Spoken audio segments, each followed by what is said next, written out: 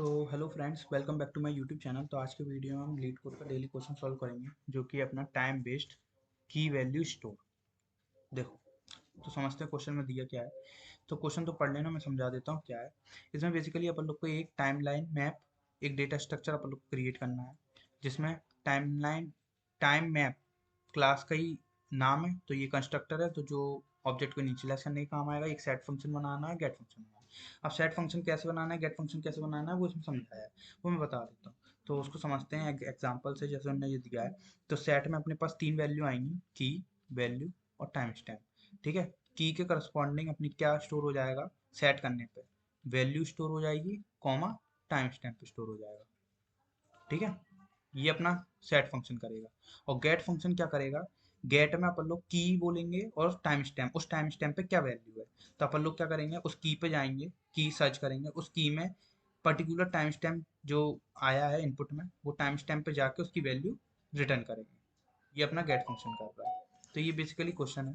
तो ये पहला वाला एग्जांपल देखते हैं, इसमें समझ में आ जाएगा। तो सबसे पहले इन्हें सेट करा है फू, बार और वन को। तो अपन लोग का फू क्या हो गया, की हो गया। तो फू के करस्पॉन्डिंग क्या हो गया, फू के करस्पॉन्डिंग अपना हो गया बार कॉमा वन।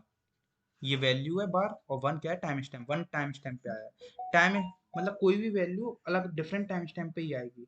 मतलब एक ही टाइम स्टैम्प पे दो वैल्यूज नहीं आ सकती। मतलब यूनिक टाइम स्टैम्प पे ही यूनिक वैल्यूज आएंगी, है ना। अब क्या है, अब इन्होंने एक फंक्शन कॉल करा है गेट, जिसमें फू और वन टाइम स्टैम्प पे वैल्यू पूछी है। तो फू में गए अपन लोग, की फू में गए, तो इधर इतने सारी ये लिस्ट होगी अपने पास पूरी। अभी फिलहाल एक ही है। अब उसमें वन टाइम स्टैम्प पे क्या वैल्यू है, तो बार है, तो अपने पास बार रिटर्न हो जाएगा। अब फिर से क्या आया, गेट करा, फू पे गए, थ्री पे गए। अब देखो, थ्री टाइम स्टैम्प पे अपने पास कोई वैल्यू नहीं है की फू में, लेकिन थ्री से जस्ट पहले जो रिसेंट में आई है, क्योंकि टाइम स्टैम्प तो बढ़ेगा ही, मतलब इंक्रीजिंग ऑर्डर में ही आएंगे टाइम स्टैम्प। तो थ्री से जस्ट पहले कौन सा आया, वन टाइम स्टैम्प पे बार वैल्यू आई है, तो इसलिए इसके लिए भी बार रिटर्न हो जाएगा। अब फिर से सेट आया, तो सेट में क्या करा है इनने, फू बार टू और फोर, यानी फू के करस्पॉन्डिंग अपन लोग क्या डाल देंगे, bar two comma four time stamp पे ये वैल्यू डाल दें। और फिर अपन लोग गेट कर रहे हैं फू, फू में गए, फिर फोर टाइम स्टैम्प पे वैल्यू पूछी, यानी बार टू है, तो ये बार टू रिटर्न हो गया। तो ये अपने पास बेसिकली क्वेश्चन है। और तो इसको, ये इम्प्लीमेंटेशन प्रॉब्लम है, बस लिखना कैसे है ये सीखना है। तो अपन लोग क्या करेंगे, सबसे पहले एक चीज समझ में आ रही है कि जैसे अगर अपने पास टाइम स्टैम्प्स ऐसे होते, टू, फाइव, फोर, फोर नहीं आ सकता, सॉरी, इंक्रीजिंग ही होंगे टाइम स्टैम्प्स। ठीक है, सिक्स, सेवन, नाइन, ट्वेल्व ऐसा होता। और मान लो तुमसे किसी वैल्यू, मतलब किसी टाइम स्टैम्प पे वैल्यू पूछी जाती। मान लो मैंने बोल दिया टाइम स्टैम्प फोर पे वैल्यू बता, तो कुछ पर्टिकुलर की में यही टाइम स्टैम्प्स अवेलेबल हैं। ठीक है। अब फोर अवेलेबल नहीं है, तो फोर के करस्पॉन्डिंग अपन लोग लेटेस्ट, इससे पहले कौन सा आया, टू आया, तो टू के करस्पॉन्डिंग अपन लोग को वैल्यू देनी है। तो वो कैसे अपन लोग इम्प्लीमेंट करेंगे, टू तक कैसे पहुंचेंगे। तो वो टू तक पहुंचने के लिए अपन लोग क्या करेंगे, सबसे पहले तो ये पूरे के पूरे टाइम स्टैम्प्स हैं, वो अपन लोग एक सेट डेटा स्ट्रक्चर यूज करेंगे, सेट में डाल के रखेंगे। फिर उसमें सेट में एक इनबिल्ट फंक्शन होता है एचटीएल में, लोअर बाउंड। लोअर बाउंड पता होगा। लोअर बाउंड क्या करता है कि जैसे अगर लोअर बाउंड में तुमने फोर सर्च मारा, तो फोर सर्च मारने पे वो किसको देगा, फाइव का एड्रेस या पॉइंटर रिटर्न करेगा। ये होता है। तो अपन लोग एक पहले जाके अपन लोग वैल्यू रिट्रीव कर लेंगे। मान लो ऐसा होता कि लोअर बाउंड, और अगर जैसे वैल्यू अवेलेबल ही है, लोअर बाउंड ऑफ फाइव निकाला, लोअर बाउंड ऑफ फाइव क्या आएगा, तो वो फाइव पे ही पॉइंट करेगा। अगर नहीं है तो उससे एक ज्यादा पे पॉइंट करता है, लोअर बाउंड ये कहता है। ठीक है। तो ये सेट में अपन लोग है। तो अपन लोग ये लिखेंगे कैसे, तो लिखने के लिए अपन लोग दो मैप बनाएंगे। एक मैप में अपन लोग क्या स्टोर करेंगे, की के करस्पॉन्डिंग, उस की में कौन कौन से टाइम स्टैम्प्स आ रहे हैं। तो उस की में अपन लोग, की के करस्पॉन्डिंग आएगा सेट ऑफ टाइम स्टैम्प्स, ये स्टोर करेंगे। ठीक है। और दूसरा मैप बनाएंगे, उस टाइम स्टैम्प, हर टाइम स्टैम्प पे अलग वैल्यू होगी, मतलब टाइम स्टैम्प्स तो यूनिक है अपने। तो मतलब टू के करस्पॉन्डिंग कुछ वैल्यू होगी, फाइव के करस्पॉन्डिंग कुछ वैल्यू होगी, तो टाइम स्टैम्प्स के करस्पॉन्डिंग कुछ वैल्यूज आएंगी। तो उसका एक मैप बनेगा। तो अपन लोग बेसिकली क्या करेंगे, जैसे कुछ भी बोला है कि इस की पे इतने टाइम स्टैम्प पे वैल्यू बताओ, तो अपन लोग पर्टिकुलर की में जाएंगे, उसमें वो टाइम स्टैम्प लोअर बाउंड में डाल के उसके करस्पॉन्डिंग टाइम स्टैम्प मिल जाएगा, उस टाइम स्टैम्प के करस्पॉन्डिंग अपन लोग वैल्यू गेट कर लेंगे इस वाले मैप से। तो ये अपना बेसिकली लॉजिक है। बाकी लिखते हैं तो समझ में आ जाएगा कैसे क्या। ठीक है। तो सबसे पहले अपन लोग दो मैप बना लेते हैं।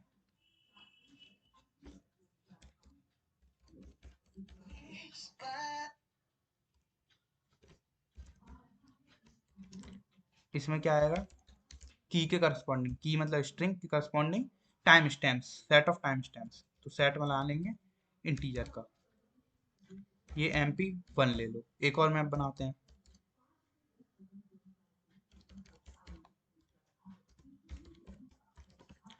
इसमें क्या आएगा, टाइम स्टैम्प्स के करस्पॉन्डिंग वैल्यू, तो टाइम स्टैम्प क्या है अपना इंटीजर, कॉमा उसके करस्पॉन्डिंग वैल्यू क्या है स्ट्रिंग, ये MP2, इससे अपन लोग वैल्यू गेट करेंगे। अब ये कंस्ट्रक्टर है तो अपन लोग इनिशियलाइज कर देंगे, तो MP1 को क्लियर कर देंगे कि कुछ इसमें से पहले से कुछ डला तो नहीं है, तो पूरा खाली कर देंगे। ऐसे सिमिलरली MP2 को क्लियर कर देंगे। ये हो गया। अब सेट फंक्शन आता है। सेट में क्या करेंगे, की है तो MP1 ऑफ की में, ये क्या है MP1 ऑफ की क्या है अपना एक सेट है। इस सेट में कौन सा टाइम स्टैम्प्स डालने हैं, तो उसमें क्या इंसर्ट कर दो, इसमें इंसर्ट कर दो टाइम स्टैम्प। ठीक है, इसमें क्या इंसर्ट कर दिया, टाइम स्टैम्प इंसर्ट कर दिया। और उस टाइम स्टैम्प के करस्पॉन्डिंग वैल्यू इंसर्ट कर दो MP2 में, तो MP2 of time stamp corresponding value डाल दी। ये अपना सिर्फ टोटल सेट फंक्शन कर रहा है, मेन तो गेट फंक्शन है। ठीक है, अब गेट फंक्शन के लिए देखो क्या करेंगे। सबसे पहले अपन लोग एक वो निकालेंगे कि कौन सा टाइम स्टैम्प आना है। जैसे जैसे इस वाले में, इस टेस्ट केस में क्या था अपने पास, फू के करस्पॉन्डिंग क्या था, बार वैल्यू कॉमा 1, और क्या था फू के करस्पॉन्डिंग बार टू और टाइम स्टैम्प कितना था 4। अब इसमें तुमने कुछ भी मांगा, जैसे फू और 1 मांगा, मतलब की फू और 1, तो अपना ये बार रिटर्न हो जाएगा। और फू और 3 मांगा तो 3 से पहले वाला ही स्टोर होगा। तो अपन लोगों ने स्टोर कैसे करा है, अगर इस टेस्ट केस की बात करें तो अपन लोगों ने स्टोर कैसे करा है, अपन लोगों ने स्टोर ऐसे करा है, फू के करस्पॉन्डिंग सारे टाइम स्टैम्प डाल दिए, तो टाइम स्टैम्प अपने पास क्या है 1 और 4 डाले हैं, ये डाला है फू के करस्पॉन्डिंग। और दूसरे मैप में क्या है, ये मैप 1 की कहानी है, ये MP1 की कहानी है। MP1 में ऐसा कुछ स्टोर होगा। MP2 में MP2 में क्या है, टाइम स्टैम्प 1 के टाइम स्टैम्प के करस्पॉन्डिंग क्या है अपना वैल्यू, फू है वो, सॉरी बार है वैल्यू, तो 1 के करस्पॉन्डिंग टाइम स्टैम्प में वैल्यू बार डाल रखी है। ऐसे ही 4 के टाइम स्टैम्प के करस्पॉन्डिंग वैल्यू क्या डाल रखी है, बार 2, तो 4 के करस्पॉन्डिंग क्या डाल रखा है, बार 2। ये है अपना बेसिक पार्ट। तो ये MP2 की कहानी है। अब अपन लोगों ने क्या करा, अपन लोगों को गेट चाहिए, तो गेट में सबसे पहले आए की और टाइम स्टैम्प। तो सबसे पहले की में पहले अपन लोग एक वो निकाल लेते हैं कि किस टाइम स्टैम्प पे अपन लोग को वो चाहिए। तो ऑटो इटरेटर बनाते हैं और इसमें क्या करेंगे, MP1 ऑफ की, ये अपने पास क्या हो गया, एक सेट हो गया। इसमें लोअर बाउंड, मतलब अपन लोग कहाँ पहुंच गए, अपन लोग MP1 ऑफ की से इस चीज पे पहुंच गए। किस चीज पे पहुंच गए, इस चीज पे पहुंच गए। मान लो MP की वैल्यू फू आई है, तो MP ऑफ फू क्या हो जाएगा अपना 1 और 4, ये MP1 ऑफ 4 हो जाएगा। तो इसमें अपन अब इसमें अपन लोग लोअर बाउंड लगा रहे हैं। लोअर बाउंड इसलिए लगा रहे हैं क्योंकि अगर 3 आता तो 3 तो इसमें प्रेजेंट नहीं है, इसमें से 1 और 4 प्रेजेंट है, तो 3 के करस्पॉन्डिंग अपन लोग क्या चाहिए, 1 चाहिए, इसलिए अपन लोग वो लगा रहे हैं लोअर बाउंड। तो लोअर बाउंड लगाते हैं, लोअर अंडरस्कोर बाउंड,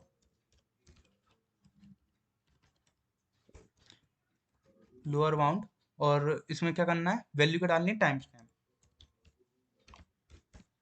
तो इनिशियली टेस्ट केस देखें तो सबसे पहले इनिशियली वाली में टेस्ट केस में सबसे पहले इनने क्या मांगा है, फू और 1, टाइम स्टैम्प 1 मांगा है, तो 1 मांगा है, तो 1 का 1 एज इट इज IT, इसको इसको पॉइंट करने लगेगा, IT IT इसको पॉइंट करने लगेगा, समझे। तो ये आ गया। और अब लोग क्या चाहिए, अगर ये इसी को पॉइंट कर रहा है तो अपन लोग को इसके करस्पॉन्डिंग वैल्यू रिटर्न करनी है, इसके करस्पॉन्डिंग वैल्यू रिटर्न करनी है। तो अपन लोग क्या कर देंगे, return MP2 of asterisk IT। Asterisk IT किस पे, एस्ट्रिक IT क्या पॉइंट करेगा, 1 को पॉइंट करेगा। और क्या कहते हैं, MP2 1 के करस्पॉन्डिंग वैल्यू कितनी है अपनी, बार है, तो वो बार रिटर्न कर देगा। ठीक है, ये अपना है। अब मान लो अब मान लो कि इसमें 1 ना, टाइम स्टैम्प 1 ना आके टाइम स्टैम्प 3 आता, तो 3 आता तो फिर आईटी किसको पॉइंट करता? 3 आता तो आईटी फिर पता किसको पॉइंट करता? लोअर बाउंड क्या निकाल के देखा, आईटी 4 को पॉइंट करता। लेकिन अपन लोग को क्या चाहिए, 3 से जस्ट पहले जो रिसेंट में आया है, मतलब 1 वाला चाहिए। तो उसके लिए अपन लोग कंडीशंस लिखेंगे। अब देखो कंडीशंस पहले मैं लिख देता हूँ, फिर समझते हैं कैसे लिखेंगे। तो सबसे पहले ये चेक करते हैं, if asterisk I T equal not equal to timestamp and I T equal to M P of key, M P मतलब M P one of key dot begin. तो रिटर्न कर दो कुछ नहीं, else if asterisk I T not equal to timestamp, तो return तो अपन लोग क्या करना है, तो अपन लोग को इटरेटर घटाना है, एक इटरेटर घटा दिया, फिर आखिरी में जाके अपन लोगों ने रिटर्न mp2 ऑफ it कर दिया। अब देखो क्या हुआ इससे, एक बार समझते हैं अच्छे से, ठीक है। यही टेस्ट केस लेते हैं फिर समझते हैं। तो सबसे पहले क्या हुआ, सबसे पहले सेट आया, सेट में इन्होंने क्या करा, फू इस टेस्ट केस के हिसाब से अपने पास mp1 क्या बनेगा, सॉरी ध्यान से बस देखते रहे ना, समझ में आ जाएगा। mp1 की बात करें, mp1 क्या बनेगा, mp1 में फू के करस्पॉन्डिंग क्या आ जाएगा, एक सेट ऑफ टाइम स्टैम्प्स आएंगे। तो फू के करस्पॉन्डिंग क्या आएगा, फू के करस्पॉन्डिंग एक 1 आएगा, और एक फू के करस्पॉन्डिंग क्या आएगा, फू के करस्पॉन्डिंग 4 आएगा। समझ में आया? तो 1 और 4 ये हो गया। ये mp1 की कहानी है। mp2 में क्या आएगा, mp2 में 1 के करस्पॉन्डिंग क्या आ जाएगा, बार आ जाएगा, और 2 के करस्पॉन्डिंग क्या आ जाएगा, वो सॉरी 2 है ही नहीं, 4 के करस्पॉन्डिंग, 4 के करस्पॉन्डिंग क्या आ जाएगा, 4 के करस्पॉन्डिंग आ जाएगा अपना बार 2। ये mp2 की कहानी है, ठीक है। अब देखो सबसे पहले इनने क्या मांगा है, गेट में गेट आया तो सबसे पहले इनने की मांगा है फू और 1। इतना काम तो ये सेट फंक्शन ने कर दिया। अब गेट फंक्शन अपन लोग को जो चाहिए, वैल्यू चाहिए, तो गेट में क्या आया, फू और 1। तो मतलब इधर की में क्या पहुंचा, फू, और टाइम स्टैम्प कितना पहुंचा, 1। अब अपन लोगों ने 1 पे अपन लोगों ने क्या करा, mp1 ऑफ की मतलब mp1 ऑफ फू, मतलब इस वाले इस पे गए, इसमें लोअर बाउंड लगाया टाइम स्टैम्प 1 का, तो 1 का लगाया तो पॉइंटर किस पे आ गया, 1 का ही रिटर्न कर दिया, क्योंकि 1 इसमें ऑलरेडी प्रेजेंट है। तो आईटी किसको पॉइंट करने लगा, आईटी 1 को ही पॉइंट करने लगा, ठीक है। अब अपन लोग ये चेक कर रहे हैं कि जो अपना आईटी की वैल्यू है और जो टाइम स्टैम्प की वैल्यू है, अगर ये दोनों वैल्यू आपस में बराबर नहीं है, अगर ये दोनों वैल्यू आपस में बराबर नहीं है, इसका मतलब क्या हुआ, इसका मतलब ये हुआ कि 1 ऐसी वैल्यू टाइम स्टैम्प की आई है जो इस सेट में प्रेजेंट ही नहीं है, समझे, उस सेट में प्रेजेंट ही नहीं है। जैसे अगर टाइम स्टैम्प की वैल्यू 2 आती, तो लोअर बाउंड क्या रिटर्न करता, लोअर बाउंड आईटी किसको पॉइंट करता, 4 को पॉइंट करता, मतलब 4 की वैल्यू क्या होती, आईटी की वैल्यू क्या होती, 4 होती, तभी ये 2 और 4 आपस में बराबर नहीं होते। लेकिन अगर 1 आता टाइम स्टैम्प, तो ये दोनों वैल्यू आपस में बराबर होता, क्योंकि आईटी भी 1 को ही पॉइंट करता और टाइम स्टैम्प भी 1 है, तो वैल्यू आपस में बराबर होती, ठीक है। ये है अपना। तो इसका मतलब अगर तुम्हारा आईटी पे वैल्यू और टाइम स्टैम्प पे वैल्यू बराबर नहीं है, तो मतलब ऐसी टाइम स्टैम्प आया है जो इसमें प्रेजेंट नहीं है। तो अगर इसमें प्रेजेंट नहीं है, और साथ ही साथ क्या कहते हैं, अगर आईटी की वैल्यू एमपी डॉट बिगिन, मतलब mp1 ऑफ की, मतलब यही सेट की बात हो रही है, इसका बिगिन मतलब कि आईटी अपना पहले ही एलिमेंट को पॉइंट कर रहा है इस सेट के। तो क्या है, अपन लोग को आईटी घटाना था। एक्चुअली क्या है, जब इटरेटर ऐसी वैल्यू को पॉइंट कर रहा है, मतलब इटरेटर और टाइम स्टैम्प मैच नहीं खा रहे हैं, तो इसका मतलब वो सेट में नहीं है प्रेजेंट, मतलब एक ज्यादा वाले को पॉइंट कर रहा है, एक ज्यादा वाले को पॉइंट कर रहा है। इसका मतलब अपन लोग को इटरेटर घटाना था, और मान लो इटरेटर ही पहले वाले को पॉइंट कर रहा होता तो घटा के इधर लाते तो वो एरर देता, तो उस वाले केस में अपन लोग को स्ट्रिंग, खाली स्ट्रिंग रिटर्न करनी थी। इसलिए अपन लोगों ने ये कंडीशन चेक कर ली कि आईटी अगर equal to MP dot begin है, मतलब वो ऐसी वैल्यू इटरेटर है, इटरेटर की ऐसी वैल्यू, वो टाइम स्टैम्प की ऐसी वैल्यू आई है फंक्शन में गेट में, जो इस सेट में प्रेजेंट भी नहीं है, और साथ ही साथ इटरेटर है अपना जो आईटी है, वो बिगिन को पॉइंट कर रहा है। इसका मतलब ये पूरी की में इस टाइम स्टैम्प पे कोई वैल्यू है ही नहीं है, तो इसलिए अपन लोगों ने क्या कर दिया, रिटर्न खाली स्ट्रिंग कर दी। अगर इटरेटर और टाइम स्टैम्प की वैल्यू बस बराबर नहीं है, लेकिन it I T M P begin के ना पॉइंट करके 4 को पॉइंट कर रहा है, तो अपन लोग क्या करेंगे, एक्चुअली इस पे ना जाके अपन लोग को एक बैक जाना है, तो मतलब इटरेटर माइनस माइनस कर दिया, फिर अपन लोगों ने एक पर्टिकुलर इटरेटर पे लिया है और उस इटरेटर के करस्पॉन्डिंग एम पी टू में से वैल्यू रिटर्न कर दी। ये अपना है लॉजिक। ठीक है, तो एक बार इसको चला के देखते हैं, फिर एक टेस्ट केस के लिए और देखेंगे, समझते हैं क्या हो रहा है। बेसिकली बस ये इम्प्लीमेंटेशन प्रॉब्लम है, थोड़ा समझाना दिक्कत दे रहा है। ये तो एक्सेप्ट हो रहा है, सबमिट करके देखता हूँ।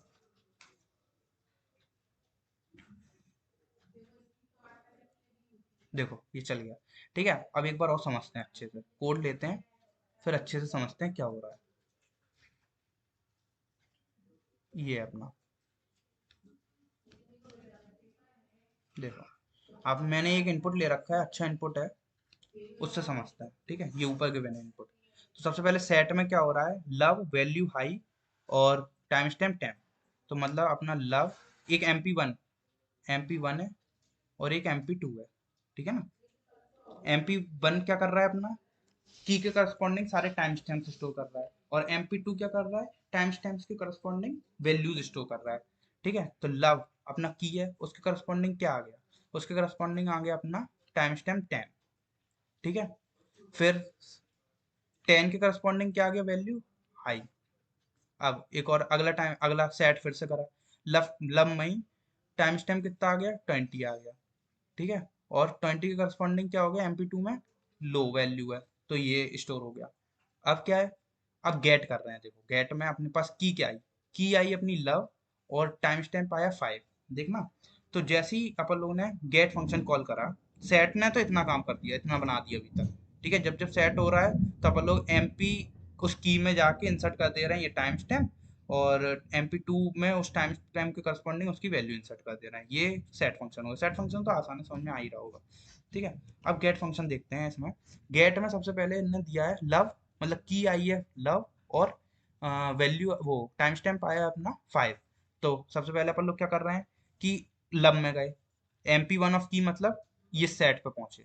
अब इस सेट में अपन लोगों ने 5 टाइम स्टैम्प मतलब देख रहे हैं कि 5 इसमें प्रेजेंट है कि नहीं, लोअर बाउंड लगा के देख रहे हैं। तो 5 अपन ने जब देखा, तो 5 एक ज्यादा, लोअर बाउंड क्या करता है, एक ज्यादा वाले पे पॉइंट करके देता है, तो इसका मतलब इटरेटर है अपना इस पे पॉइंट करने लगा। 5 इसमें प्रेजेंट नहीं था, तो अपनी पहली कंडीशन चल जाएगी, क्या चल जाएगी, कि अपना जो इटरे मतलब टाइम स्टैम्प है 5, वो नॉट इक्वल टू है इटरेटर की वैल्यू, एस्टेरिक स्टार क्या है, आई टी 10, ये नॉट इक्वल भी है, और साथ ही साथ ये पहले वाले को भी पॉइंट कर रहा है। इसका मतलब 5 टाइम स्टैम्प पे लव की में कोई वैल्यू है ही नहीं, इसलिए अपन लोगों ने क्या स्ट्रिंग कर दिया, रिटर्न खाली स्ट्रिंग कर दी। ठीक है, अब फिर से आया, फिर से दूसरा गेट फंक्शन चला के देखते हैं। दूसरा गेट फंक्शन में क्या है, लव और 10। तो इसमें गए लब में, तो ये सेट पहुंचे, इस सेट में पहुंचे, इसमें टाइम स्टैम्प कितना है, लोअर बाउंड में 10 डाला, तो इटरेटर भी इसको ही पॉइंट कर रहा है, और ये इटरेटर और ये दोनों आपस में पॉइंट कर रहे हैं, तो ना तो ये चला ना ये चला, इन दोनों में से कुछ नहीं चला, तो अपना डायरेक्ट डायरेक्ट ये 10 पे रिटर्न हो जाएगा। अपन लोग को एक इटरेटर माइनस माइनस करने की तब जरूरत पड़ रही है, जैसे इस वाले केस में देखते हैं, इस वाले केस में जरूरत पड़ेगी, क्यों, 15 आया, तो 15 आया, तो 15 लोअर बाउंड क्या करता है, एक ज्यादा पॉइंट करके देता है, तो 15 में इटरेटर 20 पे पॉइंट कर रहा है, तो 20 नॉट इक्वल टू 15 है, ये कंडीशन तो है, लेकिन ये इटरेटर बिगिन वाले को पॉइंट नहीं कर रहा है, इसको पॉइंट कर रहा है, तो इसका मतलब अपन लोग को एक इटरेटर पीछे जाना है, क्योंकि 15 से जस्ट पहले वाले पे जाना है, तो मतलब 10 वाले पे वैल्यू रिटर्न हो जाएगी, तो 10 वाले पे वैल्यू क्या है, हाई, तो हाई रिटर्न हो जाएगा। ये टेस्ट केस है, चला के देखोगे अच्छे से समझ में आ जाएगा। तो बस यार यही था, अगर समझ में नहीं आया तो एक बार फिर से जाना, कुछ ज़्यादा खास नहीं है, बस थोड़ा पेशेंस से चला के देखोगे, समझ में आ जाएगा हो क्या रहा है। ठीक है, तो यही था क्वेश्चन, तब तक के लिए कीप कोडिंग।